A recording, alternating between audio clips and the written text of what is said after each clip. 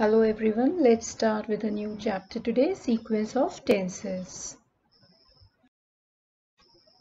Now read this sentence. We have two clauses here, principal clause and the subordinate clause. See the sentence, he says that he went to Mumbai. Now he says is the principal clause, that he went to Mumbai is a subordinate clause.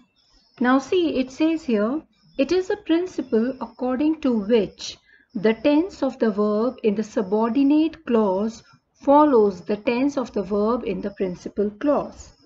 So this subordinate clause tense has to follow the tense in the principal clause. Now in this sequence of tenses, we have two main rules.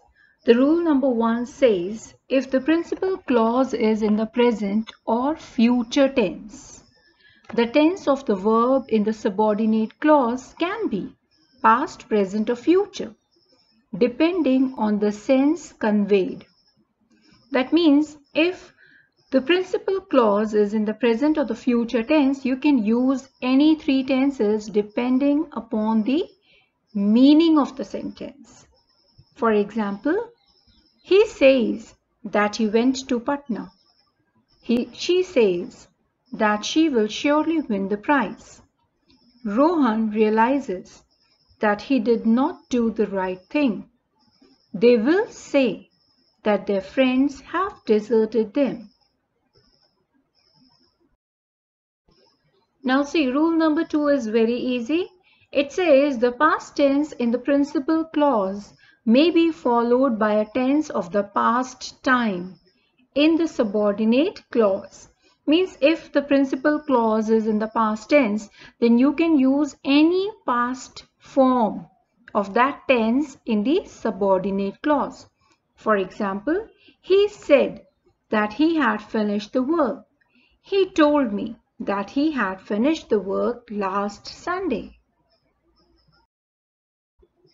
Now we can see that the rules are pretty easy. However, for this rule number 2, we do have some exceptions that we need to follow. Now, the first exception. A past tense in the principal clause may be followed by a present tense. Why? In case if it is a habitual action or if it's a universal fact. For example, she said that honesty is the best policy. See the second sentence. Copernicus concluded that Earth goes round the sun. So if you see a habitual action or a universal fact, there the tense has to be the present tense. Now see the next one. It says when subordinate clause is introduced by a conjunction of comparison, then this rule number 2 does not apply at all. Any tense can be followed by any tense. So what you have to keep in mind is then. See sentence number 1. She will like you better than she likes me. I like Rita better than you like her. Last one, let's see what it says.